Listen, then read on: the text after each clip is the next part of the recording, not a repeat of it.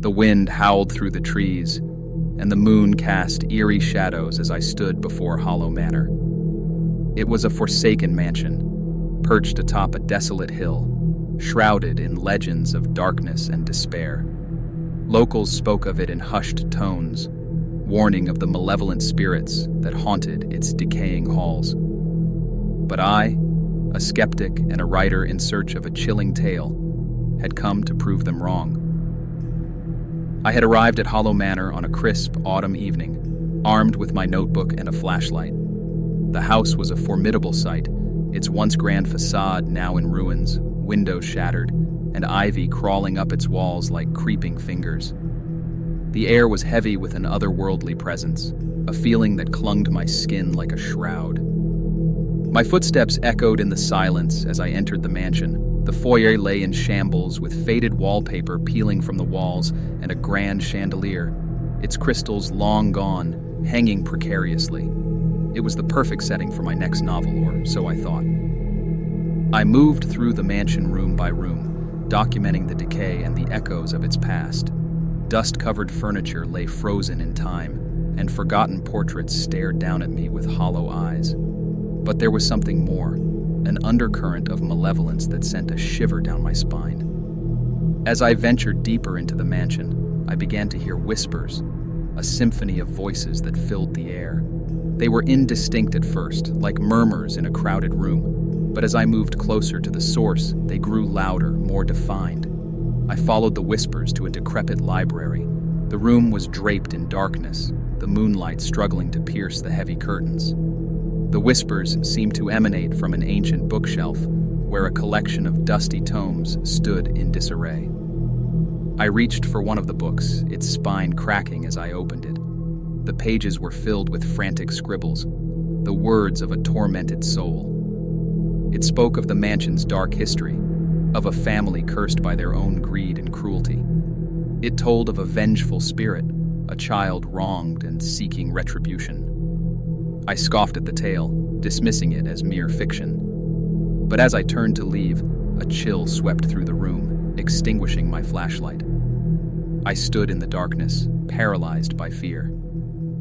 That's when I saw her, a spectral figure, a young girl, her eyes hollow and mournful. She floated before me, her tattered dress swaying as if caught in a phantom breeze.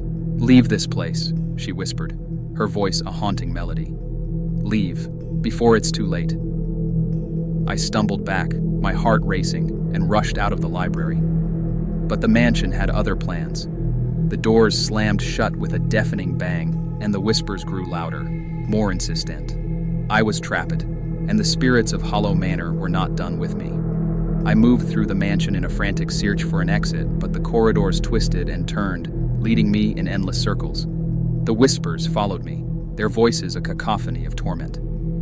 I entered a grand ballroom, its chandeliers swaying as if moved by an unseen hand. In the center of the room, a spectral ball was in full swing, apparitions in elegant attire waltzing to a ghostly orchestra. Their faces were twisted in eternal agony, their eyes pleading for release. The young girl appeared before me once more, her presence more palpable than ever. "You must help us," she implored, her voice filled with desperation. "End this curse, or you will never leave." With trembling hands, I agreed, promising to uncover the truth of the curse that bound them. The girl led me to a hidden chamber in the mansion's depths, where I discovered a gruesome secret, a hidden room filled with the remains of those who had suffered and died within these walls. The spirits revealed their stories, their lives cut short by betrayal and cruelty. They had been wronged, and they sought justice. The curse that bound them was born of their collective anguish, a malevolent force that had trapped them for centuries. As I delved deeper into the mansion's dark history, I uncovered a way to break the curse. I found an old journal that detailed a ritual of atonement, a way to appease the vengeful spirits and free them from their torment. With the spirits' guidance, I performed the ritual, offering my own blood as a symbol of my commitment.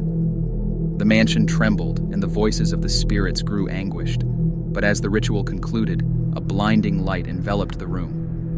When I opened my eyes, I stood outside Hollow Manor, the morning sun breaking through the clouds. The mansion had crumbled to ruins, its malevolence vanquished. I had fulfilled my promise and put an end to the curse that had bound the spirits.